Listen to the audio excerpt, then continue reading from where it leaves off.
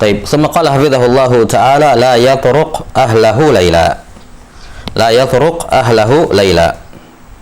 Yani jangan dia, kalau orang bilang nyelonong, ya, jangan tiba-tiba masuk ke rumah keluarganya, ke rumahnya sendiri, yakni ke rumah yang istrinya terdapat di dalamnya.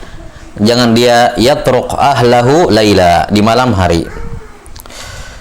Tapi ini sebenarnya masih ada berhubungan ya dengan adab-adab masuk, ini berhubungan dengan adab-adab masuk rumah secara spesifik lagi dibandingkan minta izin. 6. Dikatakan di sini oleh penulis hafizahullah, qala an-nabiy sallallahu alaihi wasallam, idza atala ahadukum al-ghaibata fala yatruq ahlahu laila.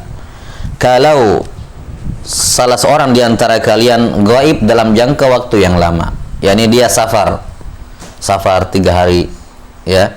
6. Kalau dia safar dalam meninggalkan keluarganya dalam jangka waktu yang lama, mungkin 3 hari safar, kemudian dia datang di malam hari, fala yatruq ahlahu laila, maka jangan dia tiba-tiba masuk ke rumahnya di malam hari. Masuk di rumahnya di malam hari. Taib. Kata penulis hafizahullah, ay la yadkhulu ala ahlihi laila idza qadima min safar illa idza kanu ya'lamuna biqudumi.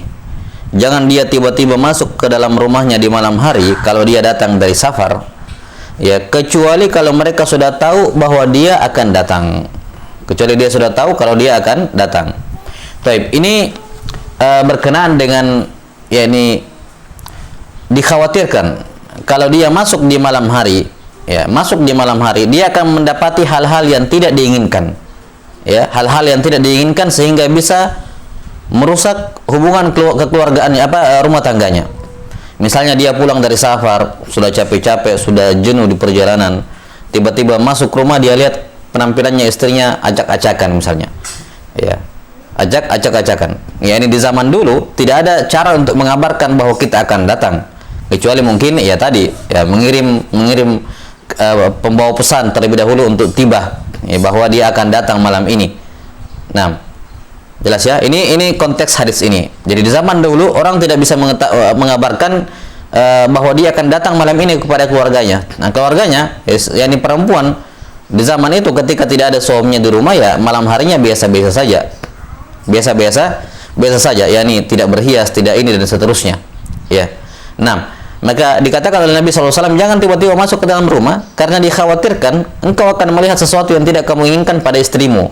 Ya, kamu jenuh, kamu capek, kamu lelah, ya, pulang dari safar, ya, ingin santai dan semacamnya, kamu dapati istrimu seperti itu, jadinya tambah stres misalnya.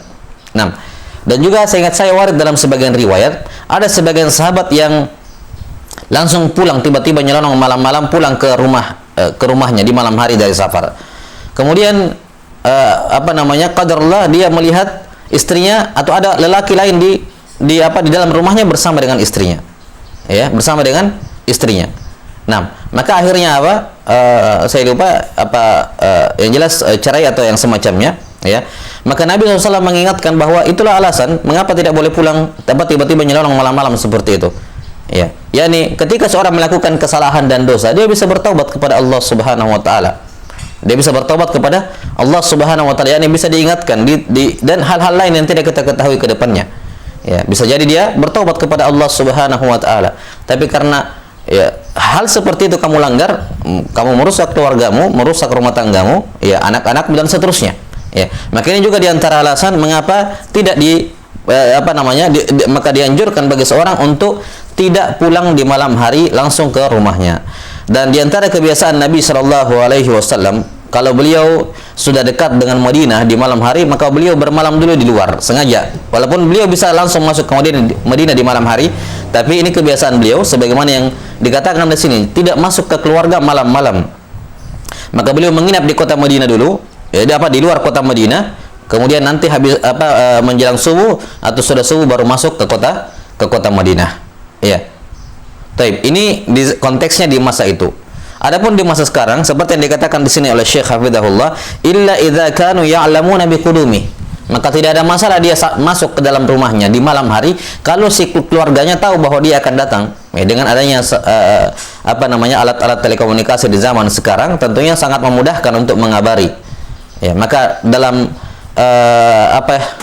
dalam kondisi di zaman sekarang mungkin hadis ini pada sebagian keadaan tidak relevan. Sebagian keadaan, saya katakan sebagian keadaan, yakni ketika si laki-laki tersebut bisa mengabarkan kepada keluarganya bahwa dia akan pulang malam ini, sehingga si istri bisa bersiap dan semacamnya. Kalau demikian maka tidak ada masalah dia masuk ke dalam rumahnya atau pulang dari safar tengah malam sekalipun, bahkan langsung masuk ke minta izin untuk masuk ke rumahnya. Taib, wallahu taala alam bisawab. Ini maksud dari hadis ini.